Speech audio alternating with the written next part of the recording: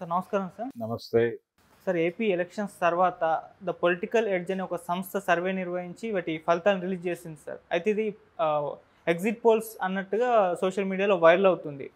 అయితే అది వైసీపీకి ఏమో 102, టీడీపీకి ఏమో 70+ వస్తాయని చెప్పేసి చెప్తుంది సార్. దాన్ని వైసీపీ వాళ్ళు ఫుల్గా ప్రచారం చేస్తున్నారు, టీడీపీ వాళ్ళు మాత్రం వాళ్ళు చేయించుకున్నారని ప్రచారం చేస్తున్నారు. మరి ఈ ఎగ్జిట్ పోల్ ఏది చెప్తుందో దాని ప్రకారమే వచ్చే ఛాన్సెస్ ఏమన్నా ఉన్నాయి? మీ ఒపీనియన్ ఏంటి సార్ వీటిపైన? అంటే ఇప్పటి వరకు జరుగుతున్నటువంటి సర్వేలు అంటే సర్వే ప్రచారం అని ఒకటి జరిగింది ఎన్నికల్లో కొత్తగా. గతంలో లేదు ఇది. ఈసారి విస్తృతమైన సర్వేలు వచ్చినాయి. ఇప్పుడు ఎగ్జిట్ పోల్ దానికి రంగం సిద్ధం చేసినట్టుగా అనిపిస్తుంది ఇది చూస్తే. అంటే ఎవరి సర్వే వాళ్ళు చేసుకున్నారు, ఎవరి పద్ధతిలో వాళ్ళు సర్వేల ప్రభావం ఏ మేరకు ఉంటుంది ఓటర్ మీద. అంటే సర్వే అంటే ఏమిటి? ఇది గెలవబోతోంది అని చెప్పడం. ఈ గెలవబోతోంది అని చెప్పడం అనేది కొంతమందిని అంటే మనం సక్సెస్ఫుల్ టీంలో ఉందాము అనేటువంటి కోరిక ఉంటుంది కదా ఎవరికైనా. కాబట్టి గెలిచేదానికి ఓటేద్దామనే మూడ్ క్రియేట్ చేయడానికి ఈ సర్వే ప్రచారం అనేది టార్గెట్ చేశారు. ఓకే, ఆ మేరకు కొన్ని ఓట్లు అటువైపు తుళ్ళుతాయి అనేది వాళ్ళ ఉద్దేశం. యువతల ఓట్లు, డైలమాలో ఉన్నటువంటి న్యూట్రల్ ఓట్లు తమ వైపుకి లాక్కోవడానికి ప్రయత్నం. ఆ ప్రయత్నం వైసీపీ చేసింది, కూటమి కూడా చేసింది. అంటే ఇక్కడ ఒక విషయం గమనించాలి మనం. ఎవరైనా సరే తమ సర్వేయే నిజము అని చెప్తారు, అవతల వాళ్ళ సర్వే బూటకము అని చెబితే తప్ప వీళ్ళ సర్వే నిజము అనేది వీళ్ళు చెప్పుకోలేరు. ఈ సర్వేలు, ఎగ్జిట్ పోల్స్ ఇవన్నీ కూడా రేపు పొద్దున డబ్బాలు తెరిచిన తర్వాత ఇవన్నీ పక్కకి వెళ్ళిపోవాల్సిందే ఆ నిర్ణయం ముందు.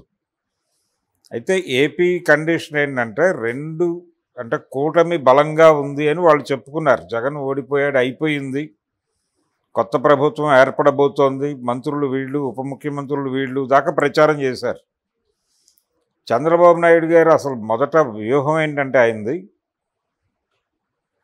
జగన్ ఓడిపోతున్నాడు, జగన్ విలను, జగన్ దుర్మార్గుడు, జగన్ అభివృద్ధి చేయలేదు, జగన్ అది, జగన్ ఇది అని చెప్పడమే ప్రధానంగా చేశారు వాళ్ళు. మేం గెలిస్తే ఏం చేస్తామనేది చెప్పుకోవాలి వాళ్ళు. కనీసం ఆడవాళ్ళకి బస్సుల్లో ఉచితం కల్పిస్తున్నాము అనే విషయాన్ని కూడా వాళ్ళు ప్రమోట్ చేసుకోవాలి. వాళ్ళు కనీసం ఒక బ్యానర్ కూడా పెట్టలేదు దానికి సంబంధించి. ఈ 6 ఆయన సూపర్ 6 అని చెప్పాడు. ఆ సూపర్ 6 ఏమిటో ఎవరికి చెప్పలా. గెలిస్తే ఏం చేయబోతున్నామో కంటే కూడా జగన్ విలన్ అనే విషయాన్ని చెప్పడం కోసం వాళ్ళు ప్రధానమైన ప్రచారం ఏమిటి? చంద్రబాబు గారి ఉపన్యాసాల్లో తమ్ముడు క్వార్టర్ ఎంతకు దొరుకుతోంది, 1 క్వార్టర్ సరిపోతుందా మనకి, 2 క్వార్టర్లు కావాలి కదా రోజుకి, ఇవే ఉపన్యాసాలు ఎన్నికల్లో. అదే చేశాడు ఆయన ఉపన్యాసాలు తీసి చూడండి. ఎంతసేపు జగన్ అది, జగన్ ఇది, జగన్ సైకో, జగన్ ఆయనకి నార్సిజం ఉంది, ఈ గోలే ఎక్కువ. అంతకుమించి మేమేం చేస్తాము, పోనీ అభివృద్ధి అని నువ్వు చెప్తున్నావు కదా, అభివృద్ధి ఏంటో చెప్పు. పైగా ఆయన్ని మోసుకు తిరిగేటువంటి జయప్రకాష్ నారాయణ లాంటి వాళ్ళు సంక్షేమానికి అభివృద్ధికి జరుగుతున్న యుద్ధం అని చెప్పి మాట్లాడారు. సంక్షేమం అంతకంటే చేస్తారన్నాడు చంద్రబాబు. కాబట్టి ఎన్నికల ప్రచారం ఎలాగైతే విస్పరింగ్ క్యాంపెయిన్ గాను, ప్రచార ఆర్భాటంగాను, అంటే పుకారు యుద్ధంగా చేశాడు చంద్రబాబు, అదే ధోరణి ఆయన సర్వేల్లోనూ కనిపించింది. అంతే తప్ప తెలుగుదేశం లేకపోతే కూటమి గెలిచేస్తుంది అనే వాతావరణం అయితే లేదు. ఆ అనుమానం వాళ్ళకి ఉంది. అంటే 2 పార్టీలు చివరికి పోల్ పర్సంటేజ్ చూపించి ఇదంతా ప్రభుత్వ వ్యతిరేకత అని చెప్పే ప్రయత్నం చేశారు. అది కూడా అవాస్తవమే. వాళ్ళు ఎలాగైతే ఓటర్లను పూల్ చేశారో వీళ్ళు కూడా అలాగే ఓటర్లను పూల్ చేసి పంపింగ్ చేశారు పోలింగ్ బూత్కి. దాంతో పోల్ పర్సంటేజ్ పెరిగింది, 82%కి వచ్చింది. అది ప్రభుత్వ వ్యతిరేక ఓటు అనే భ్రమలో ఉన్నారు వీళ్ళు. అది ప్రభుత్వ వ్యతిరేక ఓటు మాత్రమే కాదు, ప్రభుత్వ వ్యతిరేక ఓటు ఉండొచ్చు, కానీ అది కేవలం ప్రభుత్వ వ్యతిరేక ఓటు మాత్రమే కాదు. ఇద్దరు పూల్ చేశారు ఎక్కడెక్కడ ఉన్న వాళ్ళని. బలానా వాడు మనకు ఓటేస్తాడని తెలిసిన వాడిని వాడిని బూత్లోకి వెళ్ళనివ్వకుండా వదలలేదు. ఈ కాన్సన్ట్రేషన్ చేయటం వలన పోల్ పర్సంటేజ్ పెరిగింది, అంతే, అది వాస్తవం. సో పోటాపోటీగా జరిగింది. ఇది కూటమి గెలిచేస్తుంది అనేది కేవలం విస్పరింగ్ క్యాంపెయిన్ అనే విషయం చంద్రబాబుకు తెలుసు, తెలుగుదేశం నాయకులకు తెలుసు. విస్పరింగ్ క్యాంపెయినే తప్ప, అంటే వాళ్ళు చేసిన ప్రచారం భ్రమలో వాళ్ళే పడిపోకుండా వాళ్ళకి తెలుసు, జ్ఞానం ఉంది వాళ్ళకి. సో సైలెంట్ అయ్యారు ఈ మధ్యకాలంలో, పెద్దగా వైలెంట్గా లేరు తెలుగుదేశం కావచ్చు, పవన్ కళ్యాణ్ కావచ్చు. అసలు బీజేపీ అయితే పురంధేశ్వరి గారు పోలింగ్ ముగిసిన తర్వాత ఆవిడ ఎక్కడ కనిపించడం లేదు, ఏమైపోయారో తెలియదు, ఆవిడ గాయబ్, టోటల్ సీన్లో లేదు ఆవిడ. ఈ ధోరణిలో ఇప్పుడు ఈ ఎగ్జిట్ పోల్ పేరుతో ఇది వచ్చింది 102 సీట్లు అని చెప్తున్నారు వాళ్ళు వైసీపీకి. కనీసం 110 స్థానాల్లో జగన్ గెలవచ్చు అనేది ఒక అంచనా. జగన్ 110లో గెలుస్తాడు అని నా అంచనా, 110 కనీసం. తెలుగుదేశం పార్టీ లేదు కూటమి గెలిచినా అది కూడా భారీ మెజారిటీ ఏం రాదు. ఈయన వైనాట్ 175 అన్నాడు జగన్మోహన్ రెడ్డి, అంత వచ్చే పరిస్థితి ఏం లేదు. మ్యాక్సిమం మహా వస్తే 110, ఈ 102 కూడా కావచ్చు. 102, 110 మధ్యలో నడుస్తుంది కథ. టీడీపీ పరిస్థితి గందరగోళమే, జనసేన పరిస్థితి గందరగోళమే. ఇప్పుడు అక్కడ పిఠాపురంలో కూడా చాలా లో మార్జిన్తో, తక్కువ మార్జిన్తో పవన్ కళ్యాణ్ ఓడిపోబోతున్నాడు. పిఠాపురంలో వంగా గీత గెలిచే ఛాన్సెసే ఉన్నాయి.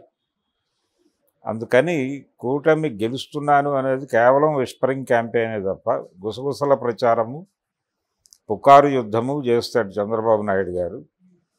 అక్కడ గెలవబోయేది వైసీపీనే దాదాపుగా. అది ఎగ్జిట్ పోల్ అని చెప్తున్నారు కానీ ఒక రియాలిటీ, ఆ రియాలిటీ టీడీపీకి కూడా తెలుసు. అందువల్లనే కొంత సైలెంట్గా ఉన్నారు వాళ్ళు. వీళ్ళు కొంత ప్రిపరేషన్స్ చేసుకుంటున్నారు. ఏది అక్కడ వైజాగ్లో ప్రమాణ స్వీకార సన్నాహాలు చేసుకుంటున్నారని అదంతా ఆర్భాటం. అనవసరంగా డబ్బులు ఖర్చు పెట్టేస్తున్నారు వైసీపీ వాళ్ళని తెలుగుదేశం వాళ్ళు ఆవేదన చెందుతున్నారు. కానీ వాళ్ళకి కొంత జ్ఞానం ఉంది దానికి సంబంధించి. ఆ జ్ఞానం ఉండటం వల్లనే వాళ్ళు సన్నాహాలు చేసుకుంటున్నారు. లేకపోతే వాళ్ళు కూడా వీళ్ళలాగే ఉండాలి కదా. ఇంతవరకు టీడీపీ నుంచి ఒక నాయకుడు కూడా కాన్ఫిడెంట్గా మాట్లాడటం కనిపించలేదు. అంటే డాంబికంగా మాట్లాడుతున్నారు. డాంబికం వేరు, గంభీరంగా మాట్లాడటం వేరు. గంభీరంగా మాట్లాడుతున్నవాడు ఎవడు కనబట్టలేదు, బుల్డోజ్ చేస్తున్న వాళ్ళే కనిపిస్తున్నారు. వాళ్ళ శ్రేణుల్లో కూడా భయం ఉంది. ఒకవేళ ఈసారి పవర్ రాకపోతే ఏమిటి పరిస్థితి? ఇంత ప్రయత్నము అంటే ఇది చంద్రబాబు కొత్త ఏం కాదు. 2009 ఎన్నికల్లో కూడా ఆయన మహాకూటమి అని కట్టాడు. మామూలు కూటమి కాదు, టీఆర్ఎస్ని కూడా కలిపేసుకున్నాడు. కలుపుకుని మహాకూటమి కట్టి అసలు ఎప్పుడూ కలవరు అనుకున్న వాళ్ళందరినీ కలిపి కేసీఆర్ని కూడా తీసుకెళ్ళి ఎన్టీఆర్ ట్రస్ట్ భవన్లో కూర్చోబెట్టి ఒక పెద్ద యుద్ధతంత్రం చేశాను నేను, అయిపోయాడు వైఎస్ రాజశేఖర రెడ్డి అన్నాడు. కానీ రిజల్ట్ వచ్చింది, ఆయన గెలిచాడు. సరే, ఆ గెలుపుకు కారణం చిరంజీవి అనేది వేరే సిద్ధాంతం. చిరంజీవి పార్టీ పెట్టకపోతే మహాకూటమి గెలిచి ఉండేది అనేది ఒక సిద్ధాంతం ఉంది. అందులో కొంత వాస్తవం ఉండొచ్చు. కానీ ఈసారి పరిస్థితి అది కాదు. చంద్రబాబుని నమ్మలేదు జనాలు. ఒకటి, చంద్రబాబు ప్రచారం వికటించింది, ఎక్కువైపోయింది. ఈ విస్పరింగ్ క్యాంపెయిన్ ఓవర్ డోస్ అయిపోవడంతో అది వికటించిన సందర్భం కూడా ఉంది. దీనికి తోడు బీజేపీ మీద ఉన్న వ్యతిరేకత కూటమి మీద ప్రతిఫలించింది.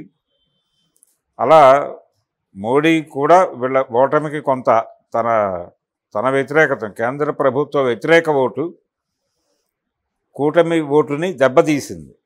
దాన్ని ఐడెంటిఫై చేయట్లా వీళ్ళు.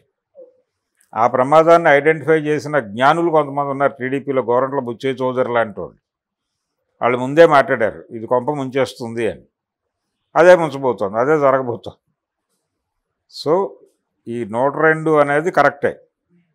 102 నుంచి 110 లోపు ఆ మధ్యలో ఉంటుంది. వైనాట్ 175 కాదు, 151 దాటి వస్తాయని మొన్న ఐపాక్లో తొడగొట్టి లండన్ వెళ్ళాడే. అది కూడా కాదు. ఎవరు గెలిచినా బొటాబొటీనే. టీడీపీ గెలిచినా అదే పరిస్థితి, కూటమి గెలిచినా అదే పరిస్థితి, అదే 102, 110 మధ్య. వీళ్ళు గెలిచినా అదే 102, 110 మధ్య. జగన్కే ఎడ్జ్ ఉన్నమాట వాస్తవం. సార్ ప్రశాంత్ కిషోర్ అయితే 50 కంటే కూడా తక్కువే వస్తాయని చెప్పేసి చెప్పడం చూస్తున్నాం. అది జగన్మోహన్ రెడ్డి గారు వైసీపీ పార్టీకి 50 కంటే మించి రావు అని చెప్పేసి వీళ్ళిద్దరి మధ్య ఒక ఫైట్ అయితే నడుస్తుంది. ఒక పార్టీ 151 స్థానాల్లో గెలిచిన పార్టీ 50 సీట్లకు పరిమితం చేయాలంటే 100 సీట్లు రైజ్ జరగాలి అవతల. 100 సీట్లు రైజ్ జరగాలంటే ఎన్ని సెక్షన్స్ని వాళ్ళు ఆకట్టుకోవాలి అనేది ఆయన ఆలోచించట్లేదు. అంటే టోటల్గా తెలుగు సమాజం ఆంధ్రప్రదేశ్లో అన్ని కులాలు ఆయనకు వ్యతిరేకంగా ఉన్నాయనేది ఒక సీన్ క్రియేట్ చేద్దామని చూస్తున్నాడు అతను. చూశాడు, కానీ అది వాస్తవం కాదు. జగన్మోహన్ రెడ్డి ఓట్లేసిన వాళ్ళలో చాలామంది, ముఖ్యంగా పక్కూర్ల నుంచి వచ్చిన వాళ్ళు, హైదరాబాద్ నుంచి వెళ్ళిన వాళ్ళలో చాలామందిలో ఉన్న అభిప్రాయం ఏంటంటే, తమ తల్లిదండ్రులకు దూరంగా ఉంటున్న పిల్లలు జగన్ ఇస్తున్నటువంటి పింఛన్ల వలన కొంత ఇంట్లో సినిమా నడుస్తోంది, మనం ఇక్కడికి వచ్చేసి ఉన్నప్పటికీ జగన్ ఓడిపోతే అవి ఆగిపోతే మళ్ళీ ఆ భారం మన మీద పడుతుందేమో అనే భయంతో ఇక్కడి నుంచి వెళ్ళి ఓట్లేసి వచ్చారు. ఇది రియల్గా జరిగిన సందర్భం. సో ఈ సెంటిమెంట్ ఉంది. జగన్ ఇచ్చినటువంటి పింఛన్లు అది ప్రజల డబ్బులే ప్రజలకు ఇచ్చాడు అతను. జనం డబ్బులతో జనం ఓట్లు కొనుక్కోవడం అనే కాన్సెప్ట్ ప్రకారం దాన్ని 100% అతను నడిపాడు. కాకపోతే జగన్ కంటే చంద్రబాబు ఎందుకు ప్రమాదకరము అంటే, చంద్రబాబు నాయుడు స్కీమర్. ఆయన అమరావతి స్కీమ్ చూశారు అందరూ. 5,000 ఎకరాల్లో సరిపోయే క్యాపిటల్కి 33,000 ఎకరాలు పూల్ చేసి ఏదో చేసేస్తాను, అది దాన్నేమో ఆర్గానిక్ క్యాపిటల్, గ్రీన్ క్యాపిటల్ అని ఈయనేమో భజన చేస్తాడు జయప్రకాష్ నారాయణ. అసలు అక్కడ జరిగేదే కుంభకోణం. నిజానికి రియల్ ఎస్టేట్ వాళ్ళు తెలుగుదేశం గెలవాలని కోరుకుంటున్నారు. టీడీపీ గెలిస్తే అమరావతి భూములకి కొంచెం ధరలు వస్తాయి, ఆ ప్రాంతాల్లో భూములకి ధరలు వస్తాయి, అపార్ట్మెంట్లు అమ్ముకోగలుగుతాం, రియల్ ఎస్టేట్ భూమి వస్తుంది, లేకపోతే భూమి వస్తుంది. అంటే చాలా సింపుల్ లాజిక్ ఏంటంటే, ధరలు పెరిగిపోతే, అంటే టీడీపీ వస్తే భూములు ధరలు పెరిగిపోతే మనం కుంటో సెంటో కూడా కొనుక్కోలేం, చిన్న గుడిసి కూడా వేసుకోలేం అనే అభిప్రాయం కలుగుతుంది కదా ప్రపంచానికి, వీళ్ళ హడావిడికి. ధరలు పెరిగినా పర్లేదు అంటే వ్యాపారస్తులకి టీడీపీ వస్తే మంచిది అనే ఒక పిక్చర్ని వాళ్ళే ఇచ్చారు. వాళ్ళ మీడియాలో వచ్చిన వార్తలే, తెలుగుదేశం పార్టీకి చెందిన పేపర్లలో వచ్చిన వార్తలే. ధరలు పెరుగుతాయి టీడీపీ గెలిస్తే అని రియల్ ఎస్టేట్ వ్యాపారులు పండగ చేసుకుంటున్నారని ఆంధ్రజ్యోతి లాంటి పేపర్లే రాసినాయి. దాన్ని చదివిన వాడు ఏమనుకుంటాడు, తెలుగుదేశం పార్టీ గెలిచేస్తే మనం కుంటో సెంటో కూడా కొనుక్కోలేము, జగనే గెలిస్తే బెటరు, రియల్ ఎస్టేట్ ధరలు పతనం అయితే మనం ఏదో ఒకటి కొనుక్కోవచ్చు అని అనుకుని జగన్ని గెలిపించే అవకాశం ఉంది కదా. సో ఇలా బూమరాంగ్ అయినాయి వాళ్ళ ప్రచార వ్యూహాలన్నీ. అభివృద్ధి అనేది ప్రమాదకరం అని కూడా జనాలు అనుకునే పరిస్థితి ఉంది. ఈ కండిషన్లో జరిగినటువంటి పోల్ అది. అందుకని ఏదో అతను ఓడిపోతున్నాడు ఇవన్నీ ఉట్టి మాటలు. జగన్ గెలవడానికి ఛాన్సెస్ బలంగా కలవు. 102 నుంచి 110 లోపు గ్యారంటీగా అతను గెలుస్తున్నాడు. Okay sir, thank you so much. Thank you.